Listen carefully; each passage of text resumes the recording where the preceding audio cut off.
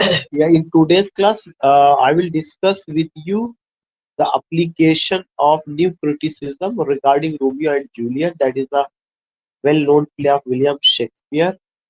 And you here see कि Romeo and Juliet new criticism example. There is a dialogue. Juliet बोलते हैं कि O Romeo Romeo wherefore art thou Romeo deny thy father and refuse thy name.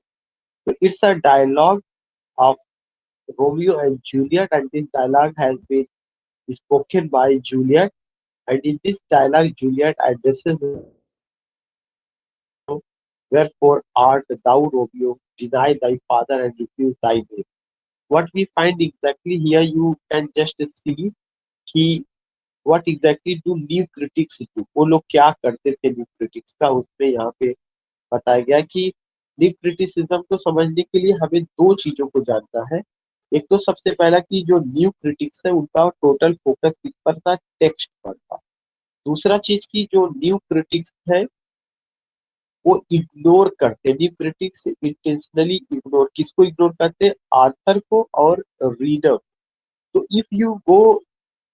if you want to understand the basic characteristics of new criticism, its use or its application, we must know what they do. They just focus on, yeah, they give value to text rather than reader and author. When you talk about the intention of the author, that technique is known intentional fallacy. And when we try to get the response of the reader, then that technique is known as affective fallacy. So in affective fallacy, the reader is in center. In intentional fallacy, the intention of the author is in center. According to intentional fallacy, it's impossible to determine the author's reasons for writing a text without directly asking him or her. जो intentional fallacy है उसमें एक basic बात बताई गई कि ये चीज अ, हम नहीं समझ सकते हैं, या being a reader, being a listener, being a, you can say, watcher, art, being an audience, we can't get the intention of the author, what author wants to say. तो author का intention जानने के लिए हमें क्या करना पड़ेगा, we have to ask something. To whom we have to ask, to author, कि what author wants to say in this poem.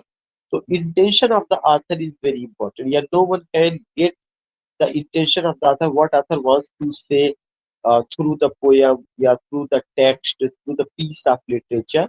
No one can get the final meaning, what author wants to say.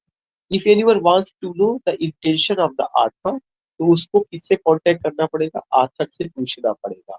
ये एक चीज है यहाँ पे intentional fallacy, which means in intentional fallacy author is in center. Author has given importance rather than text and reader. And even if we did not determine the author's intention, they don't matter because the text itself carries its own value. तो एक चीज ये बताइए कि अगर आप author के intention को महत्व नहीं देते हैं तो उसके बाद क्या चीज है, टेक्स्ट है, और टेक्स्ट का अपना एक वैल्यू होता है। So even if we are reading about a renowned author like Shakespeare, we should not let the author's reputation take over evaluation of the text. The same thing we see where the same thing we see in affective fallacy. In affective fallacy, we should not waste time thinking about the effect of a text may have on reader. In affective fallacy, ये चीज कहा गया कि हमें अपना समय waste नहीं करना चाहिए कि जब टेक्स्ट को रीडर पढ़ता है तो उस टेक्स्ट का असर रीडर पर क्या पड़ता है।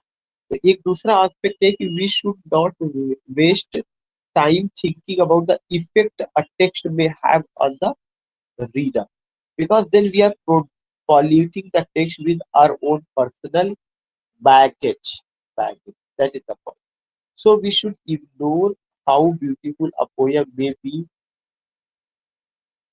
Emotional novels such as Where the Red Fan Grows If we give to our emotional reaction, we are less able to evaluate the text objective. तो अफेक्टिव फाइलेंसी में एक चीज कहा गया कि टेक्स्ट को हमें ऑब्जेक्टिवली जो है क्या करना है, उसको रिस्पॉन्स करना चाहिए, या टेक्स्ट को हमें ऑब्जेक्टिवली इंटरप्रेट करना चाहिए, ना कि हमें टेक्स्ट को क्या करना है, टेक्स्ट को हमें जो है इमोशनल रिएक्शन देना। इमोशनल रिएक्शन कहाँ से मिलता है? रीडर से मिलता है। तो अफेक्टिव फाइलेंसी ने जो है इमोशनल रिएक्शन को एक तरह से डिसरिगार्ड किया है, कि टेक्स्ट को समझने के लिए हम रीडर के ऊपर डिपेंड ना करें, रीडर के रिस्पॉन्स को ना देखें, या ये ना देखने की कोशिश करें कि व्हाट रीडर से या उनका क्या चीज होता है। फिर एक और पॉइंट आता है, besides authors and readers, authors को तो इम्पोर्टेंस नहीं दिया गया, रीडर्स को इम्पोर्टेंस नहीं दिया गया। New critics would also argue that text text का हिस्टोरिकल और कल्चरल एस्पेक्ट को भी उन लोगों ने इम्पोर्टेंस नहीं दिया। उन्होंने कहा ये चीज क्या है, इरेलीवेंट है।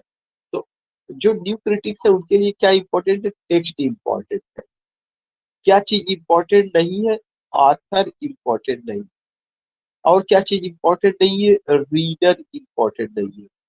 और क्या चीज इंपॉर्टेंट नहीं? हिस्टोरिकल बैकग्राउंड इंपॉर्टेंट नहीं। और क्या चीज इंपॉर्टेंट नहीं? Cultural background. तो हिस्टोरिकल या कल्चरल सिग्निफिकेंट टेक्स्ट का उन्होंने इम्पोर्टेंस नहीं दिया।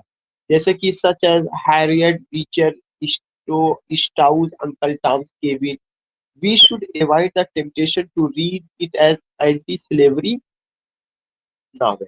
Instead, we should read to see how the novel's elements such as its setting and theme work together. So उन लोगों का ये कहना था कि किसी भी नॉवेल को या किसी भी टेक्स्ट को आपको हिस्टोरिकल पर्सपेक्टिव से जज नहीं करना है।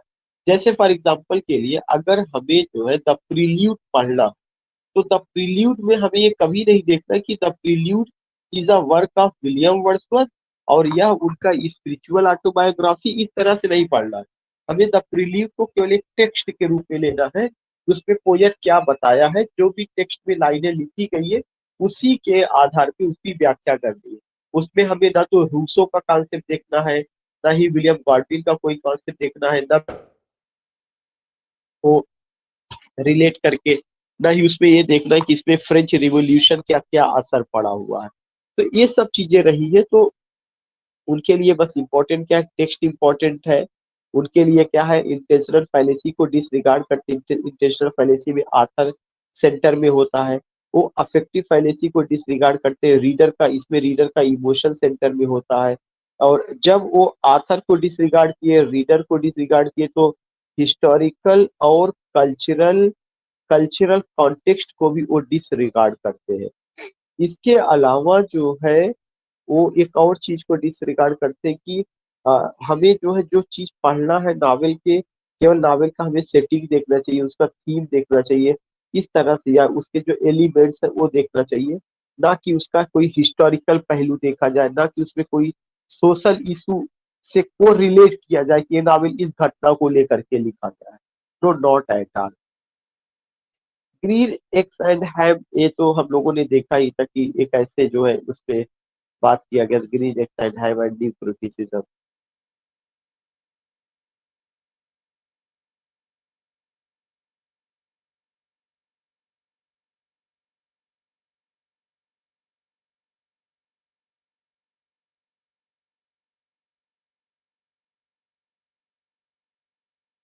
कल जो है सारिका मैडम ने कहा था कि थोड़ा सा ये एप्लीकेशन इसका जो है और बता दिया जाएगा। तो कल जो हमने लिया हुआ था एक टेक्स्ट, ग्रीन एक्स एंड हैम करके, इसमें मैं थोड़ा से बताऊंगा कि कैसे ये रहा है। तो let us take doctor Seuss green eggs and ham, ये एक वर्क है, ग्रीन एक्स एंड हैम एक वर्क है।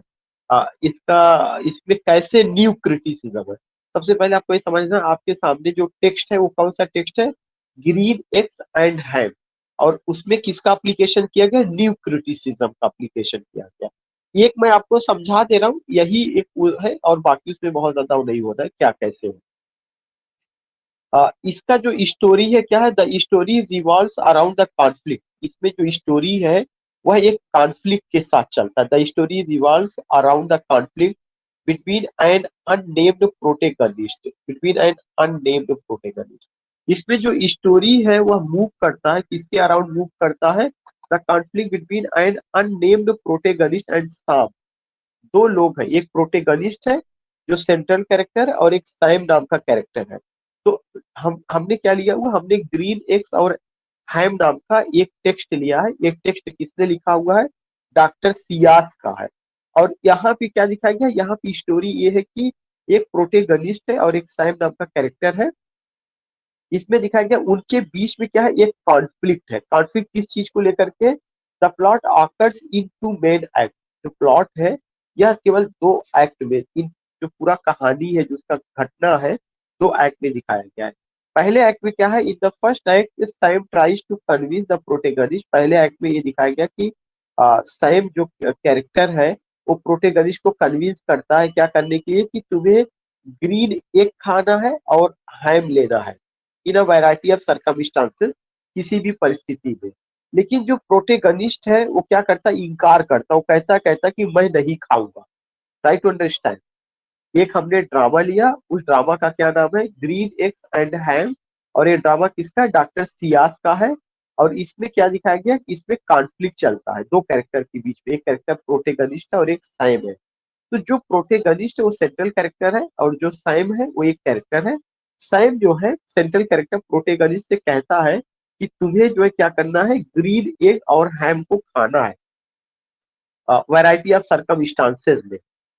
लेकिन प्रोटेगनिस्ट लगातार मना करता, मैं नहीं खाऊंगा।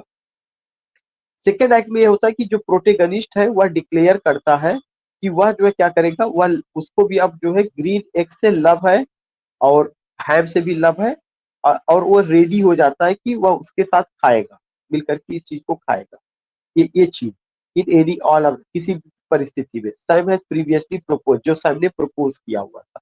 ये सेकेंड एक्ट। पहले एक्ट में कॉन्फ्लिक्ट है कि नहीं खाऊंगा, दूसरे एक्ट में प्रोटेगनिस्ट सैम के साथ मिलकर तैयार हो जाता है, नहीं मैं खाऊंगा। ये बात ध्यान में रखना है। अब फिर क्या दिखा रहा है कि the first act takes up the majority of the book. जो फर्स्ट एक्ट है उसमें पूरा का पूरा ज्यादातर जो बातें हैं वो फर्स्ट एक्ट में होती है। It's not until almost the books end and the protagonist finally tries green eggs and ham and discover that he likes them, first act में। लेकिन लास्ट में ये होता है, जब पूरा बुक खत्म होता है तो हम लोगों को ये पता चलता है कि जो है जो प्रोटेगनिस्ट है वो भी जो है ग्रीन एग को लाइक करने लगा, ये पता चलता है। ठीक है। The book therefore is mainly a story of pursuit and persuasion। यह एक इम्पोर्टेंट है। इसमें जो बुक है इसमें ये चीजें दिखाया गया, वो चीज क्या दिखाया गया, परसूट एंड परसुएशन का दिखाया गया। कि जो प्रोटेगनिस्ट है वो खाना नहीं चाहता, लेकिन उसको खिलाया जाता है, उसको दबाव डाला जाता है। जो कल मैंने बात किया था पर्सी विराज का, मैंने बात किया था नहीं तुम्हें खाना है, तो वो परसू और परसुएशन की बात है। और लास्ट में वह रेडी हो जाता है, उसको परसू करने लगता है। Sam's stanzas are shorter than the protagonist. The difference in the length of their speech emphasizes the protagonist's refusal to try something new and makes Sam almost a fleeting, mysterious character. तो जो Sam ने जो stanzas है जो उन्होंने लिखा हुआ है, या है वो क्या है, वो जो है छोटे हैं। और जो आपका आप कह सकते हैं कि जो प्रोटेगनिस्ट है उसका जो बात कहने का तरीका है, वो थोड़ा सा लंबे, क्योंकि वो इनकार करता है, मैं इसे नहीं खाऊंगा नहीं खाऊंगा। इस तरह से वो चीजों को रिपीट करता है। While the stanzas are of different lengths, the rhyme scheme also change often. For example, the protagonist early lines in the book follow an A B rhyme scheme, but later वो A B B। तो जो new critics है ना वो ये इसी literary devices पर ध्यान देते हैं। किस पर ध्यान देते हैं कि राइम स्कीम क्या है, फिगर्स ऑफ स्पीच क्या है, सटायर है, आयरनी है, लिटरेरी डिवाइसेस है, डायरीज वगैरह का एग्जांपल एक दो बात करते हैं। So Dr. C.S. used rhyme scheme for variety rather than to differentiate the two characters. New criticism would disregard what the story moral। अरे न्यू क्रिटिसिज्म इस पर ध्यान नहीं देगा कि उस स्टोरी में क्या मॉरल एजुकेशन मिलता है, बल्कि वो ये ध्यान देगा कि क्या बात कहना चाहते, वो बात कैसे कही गई, किसके माध्यम से। छोटे स्टैंजा, बड़ा स्टैंजा, रिफ्यूजल, परसूट और परसुएशन, इस तरह की चीजों को लेकर के बताया गया है। The criticism would disregard the story's moral maybe, or that it may have been written to encourage children। या ये तो कल हम लोगों ने बात किया था, इतना हो। अब अगर हम बात करते हैं कि रोमियो और जूलियट की, तो you find it here what you find कि now that we have gotten our feet wet Let us look at a selection from a more grown-up text who has not heard lines from Romeo and Juliet, famous balcony scene. तो यहाँ पे आया कि Juliet O Romeo Romeo wherefore art thou Romeo deny thy father and refuse thy name or if thou wilt not but sworn my love and I will no longer be a Capulet. Romeo फिर कहता है कि shall I hear more or shall I speak at this. Juliet का dialogue है this by thy name that is my enemy thou art thyself thou not a Montague what's Montague it is not hard it is not hand nor foot nor arm nor face nor any other part belonging to a man who be some other name what is in name that which we call a rose by any other name could spell as tree। तो ये एक dialogue है जो कहाँ से लिया गया, Romeo and Juliet से लिया गया। इसमें दिखाने की कोशिश की गई कि न्यू क्रिटिसिज्म कैसे यहाँ अप्लाई होता है। If we took a new critics look at this passage, the first element we would probably notice would be its verse form। यार अगर न्यू क्रिटिसिज्म के पॉइंट ऑफ व्यू से इसको आप देखेंगे तो इसमें सबसे पहला चीज क्या किया जाएगा, इसका वर्स फॉर्म क्या है। मतलब ये जो है ये वर्स किस पे है, क्योंकि जो भी वर्स है वो किसी न किसी मीटर में होती है। तो न्यू क्रिटिक्स जब भी किसी पोयम को पढ़ते हैं तो उसका close study of the text करते हैं, एक्सप्लिकेशन होता है, और खासकर पोयम होगा तो उसमें वो देखेंगे कि कौन से मीटर का यूज किया गया है। तो उन्होंने इसमें कहा कि although it does not follow a simple rhyme scheme, the majority of its lines are in iambic pentameter। Already we know कि शेक्सपियर का जितना प्ले है वो ब्लैक वर्ड्स में है और उसमें किसका यूज किया जाता है, आयाम्बिक पेंटामीटर का। तो रोमियो और जूलियट भी अगर है तो वो ब्लैक वर्ड्स में होगा और किसमें होगा, आयाम्बिक पेंटामीटर में।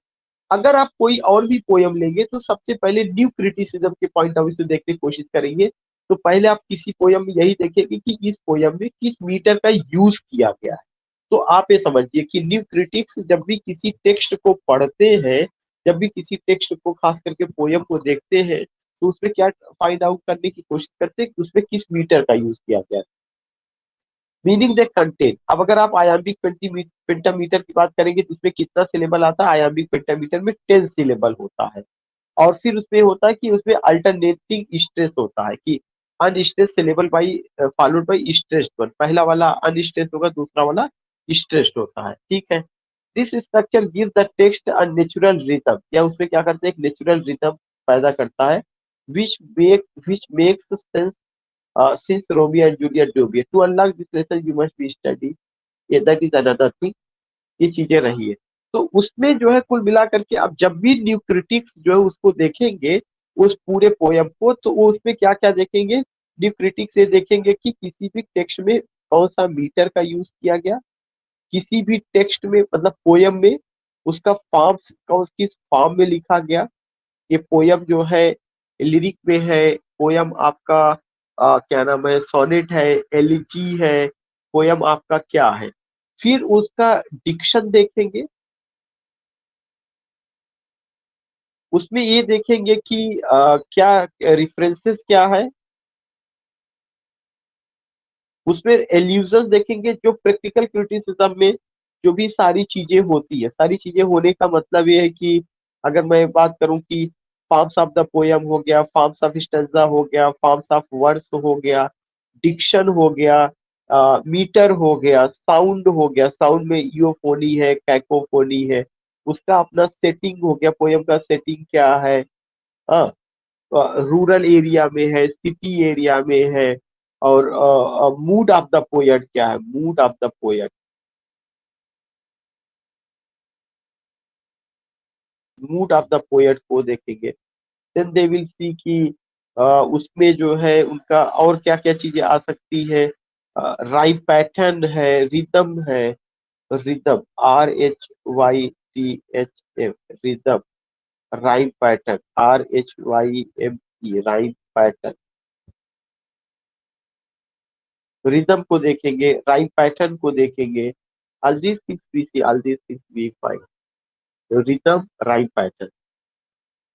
और मैंने बताया कि साउंड भी देखेंगे, टोन भी, जिसको हम क्या कहते हैं, टोन, TON, टोन को भी देखा जाएगा। तो rhythm, rhyme pattern, tone, setting, और डिक्शन, और आप कह सकते हैं कि मतलब so many things you see कि इन सब चीजों को वो जो है यहाँ पे देखने की कोशिश करते हैं या देखते हैं न्यूक्लियोटिड। अब अगर आप यहाँ पे देखेंगे इसका ये जो डिफिनीशन ओरिजिन है जो कल हम लोगों ने डिस्कस किया था, वही सारी चीजें, अलग से कुछ नहीं, वही सारी चीजें। व्हाट एग्जैक्टली डू न्यूक्लियोटिड्स, अलग से कुछ, सब कुछ वही बार बार चीजें आ गई है रोमियो एंड जूलियट का, और कुछ नहीं। हाँ, एक चीज थोड़ा सा ये कर लेंगे कि what is the meaning of new criticism? The meaning of new criticism theory is to analyze and find meaning with literature by utilizing just the text. New criticism में text को ज्यादा importance दिया जाता है rather than considering influence or intentions of the author. ना कि author को ज्यादा importance दिया जाता है, ना कि historical या कल्चरल बैकग्राउंड को ज्यादा इंपॉर्टेंस दिया जाता है। The theory focuses on the idea that the true meaning can be found with in the text, और वह इस पर फोकस करता है कि जो ट्रू मीनिंग है वह टेक्स्ट में ही पाई जाती है, पाई जा सकती है। How do you apply new criticism? To apply new criticism a critics must look only at the text. अगर आपको न्यू क्रिटिसिज्म अप्लाई करना है तो आपको केवल कहाँ पर देखना है? टेक्स्ट पर ही देखना है, टेक्स्ट के बाहर कुछ नहीं देखना। टेक्स्ट आपका work of literature and can find its meaning by looking, और उसमें क्या आपको देखना है, अब उसका आप मीनिंग पा सकते हैं उसमें थीम को, स्ट्रक्चर को, लिटरेरी डिवाइसेस को जो वहाँ यूज किया गया है। When apply new critics, a critic must ignore all outside. बाहर की जितनी चीजें वो सारी चीजें हमें इग्नोर करनी है। What are the main features of new criticism? The main feature of new criticism are analyzing a work of literature based on only text paper that it provides, and ignoring outside information को हमें ignore करना, जैसे author को, historical को, cultural significance, readers response का, ये सब चीजें जो है। तो ये चीजें रही है जो थोड़ा सा मैंने आपको बता दिया कि ये क्रिटिसिज्म क्या है। 2 लेक्चर लिया गया था और उन दोनों में जो है बहुत ही क्लियरली आई हैव एक्सप्लेन कि what you have to do and what you have not to do, या कैसे आप उसको समझ सकते हैं, क्या चीजें रही। आई डोंट थिंक कि अब इसके बाद कोई प्रॉब्लम है। इजहार भी है, मैडम भी है और लोग भी है। यू कैन से अगर कोई दिक्कत है तो यू कैन जस्ट से, नहीं तो फिर जो है I have to conclude here, और कल हम टीएस एलियट को लेकर के बात करें। इजहार जी, कोई दिक्कत है न्यू क्रिटिसिज्म को समझने में? आवाज आपकी क्लियर नहीं आ रही इजहार जी, आवाज नहीं, mute. Sir very informative sir, और okay okay very insightful lecture, really काफी अच्छा लेक्चर लग रही है। स्टूडेंट लाइफ में याद करके लिख दिए थे, लेकिन आज अब हमको लग रहा है समझ रहे हैं। या that's good, that's good. Thanks for your beautiful words and beautiful comment. और अब हम लोग जो है न्यू क्रिटिसिज्म से को तो समझ लिए, लेकिन न्यू क्रिटिसिज्म में एलियट का और आई ए रिचर्ड्स का क्या कंट्रीब्यूशन रहा है, कल हम लोग टी.एस. एलियट को लेकर के बात करेंगे। उनका एक क्रिटिकल एस्से है tradition and the individual talent को लेकर के बात करेंगे। और मेटाफिजिकल पोएट्स उनका है हैमलेट एंड हिज प्रॉब्लम है, उन तीनों एसेस को लेके बात करेंगे। Madam, I think you want to say something. Yes sir, जब ये लेक्चर ओवर हो जाए क्रिटिसिज्म के पार्ट का, तो हम चाहते हैं टेस्ट करा दीजिएगा केवल क्रिटिसिज्म के पार्ट को। ओके ओके, ठीक है, ये भी सजेशन अच्छा। I will try my best, I will try my जरूर जरूर मैं इस पे फोकस करूंगा। एक या सबसे पहले लगातार इस यूनिट को मैं कंप्लीट कर लूं ताकि कोई चीज रह ना जाए। इस यूनिट को मैं complete. Okay sir, thank you.